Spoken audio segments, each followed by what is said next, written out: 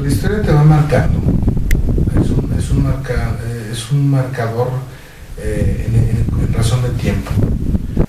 Todos son marcadores, ¿sí? Donde ciclos de vida de diferentes personas desde la época prehispánica o de la prehistoria o mucho más atrás, ¿no?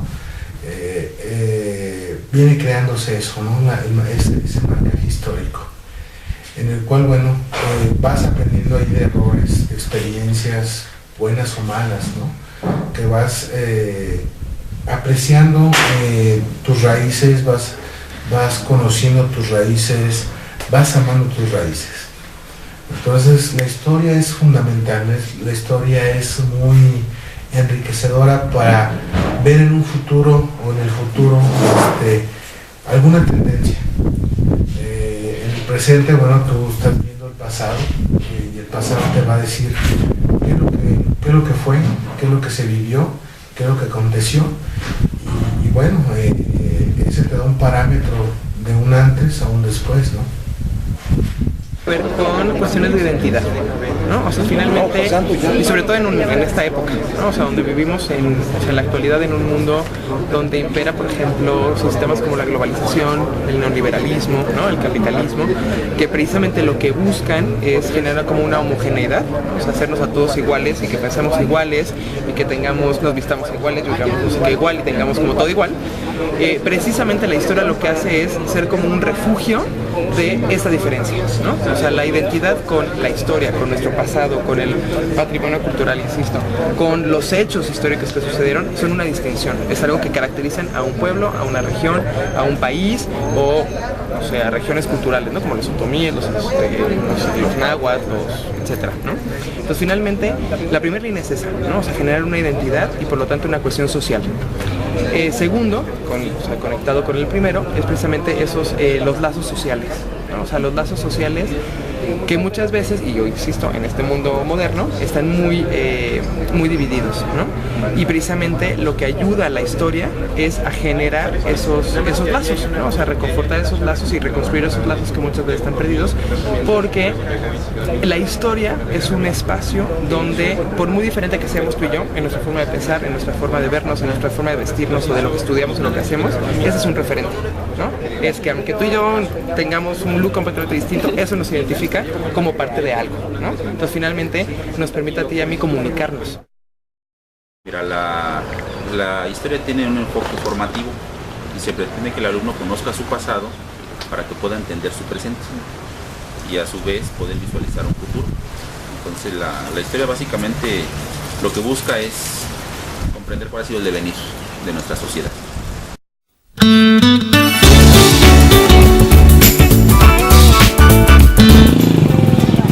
Sí. No. Sí. Sí. Sí. Para recordar y saber todo lo que pasó antes de que nosotros naciéramos, quién descubrieron los continentes. Para recordar lo que ha pasado antes y para enseñarnos de nuestros antepasados. De todos los antepasados y todo lo que sufrieron antes. Por sus cosas que tiene, por las pirámides, por todo lo que hemos visto en este recorrido. Sí me gustó la historia. Porque trata de lo que pasó antes y nosotros ya nos podemos enseñar más de lo que pasó de antes.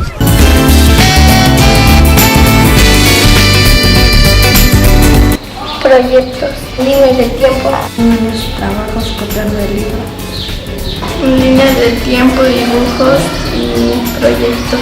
Pues líneas del tiempo, resúmenes de civilizaciones de antes. Los proyectos, buscar los años que pasaron, los que hicieron, buscar la información. Investigaciones sobre algunos personajes de la historia, hago líneas del tiempo, fijo fechas y así. Agarramos el libro y la misa puede buscar temas que nos gusten para así hacernos divertido el tema. Agarramos el libro y lo empezamos a leer. Cuestionarios y lecturas. la pieza fundamental es el maestro. Que el maestro sepa cómo está organizada una zona arqueológica, que un maestro sepa cómo está administrada una zona arqueológica, que vean que la cultura es una pieza fundamental en México. Porque tendrían una historia a través de sus clases y así tendrían mejor orientación para un porvenir de ellos. Y yo y el equipo que trabajamos en esto partimos del supuesto de que la gente no puede apreciar y no puede proteger y no puede, digamos, como querer lo que no conoce, ¿no? Entonces, si uno no, o sea, si tú te dicen a ti, ay, bueno, pues es que tienes que cuidar el patrimonio cultural y tú no sabes lo que es el patrimonio cultural o no tienes una relación con ese patrimonio cultural, pues no lo vas a proteger, no te va a interesar y si lo tiran a la basura o le construyen un Goldman encima, pues no te va a importar, ¿no? Entonces, parte de las líneas importantes que nosotros hemos trabajado es precisamente eso, la vinculación con los niños. La identidad también es un proceso complejo que tiene que ver con nuestra historia como pueblo. Creo que somos un pueblo que está construyendo su identidad de manera constante. Pues básicamente porque es parte de nuestra historia, como nación, como pueblo. Obviamente no hay relación sanguínea, todo eso ya se rompió, esos vínculos, ¿no?, de sangre de los pueblos indígenas. Bueno, todavía hay pueblos indígenas, aquí en Guanajuato hay poquitos pueblos indígenas, hay chichimecas, por ejemplo. Todos esos vínculos están rotos. Entonces es bien importante porque es parte de la historia de nosotros como nación, como pueblo, y pues es una parte de la historia que es la que menos se conoce, ¿no?, porque hay menos datos, es otro procedimiento para llegar al conocimiento. Entonces el conocimiento histórico pues es más fácil que nos llegue, ¿no?, de distintas maneras, pero lo arqueológico es como a cuentagotas, ¿no? Entonces va avanzando muy lento, con el tiempo van surgiendo nuevas ideas. Entonces todo esto va cambiando constantemente, ¿no? El patrimonio cultural son relaciones que construimos con cosas, con conceptos, con identidades, y que van cambiando. O sea, a final de cuentas, cuando tú le enseñas a un niño, le enseñas a un joven o le enseñas incluso a los adultos lo que significa ese patrimonio cultural y que no es que esté dado, sino que él mismo lo construye y gracias a que él le pone un valor o un significado a ese objeto, es precisamente lo que ayuda a que se siga conservando ese patrimonio cultural. La sensibilización efectivamente al patrimonio y a la conservación. Y yo creo que lo muy importante es no solamente de que vayan a las zonas arqueológicas, pero que quizás los impliquen, quizás en talleres, ahí donde vean, ¿no? Exacto.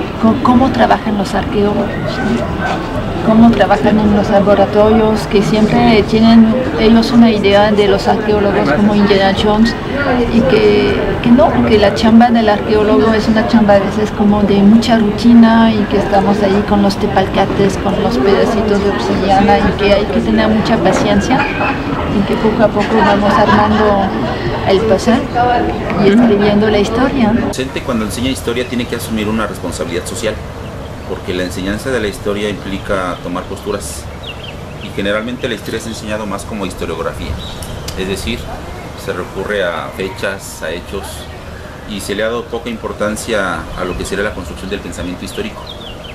El maestro tendría que propiciar el desarrollo de ciertas nociones históricas como cronología, secuencia, causalidad, cambio, y nuestra función sería acercar al niño a través de actividades interesantes, significativas.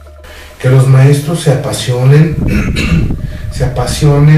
que vean ese dato histórico en la educación, que digan, sí, Guanajuato tiene basamentos piramidales, y que en otro niño de 6 años haga la pregunta que yo me hice en aquel entonces, en mi época de estudiar en la primaria, ¿que en Guanajuato no habrá pirámides? Y aquí está la respuesta, ¿no? Las tenemos y que seguimos trabajando en ellas. Yo envidio el viento que susurra en tu oído, que llama en invierno, congela tus dedos.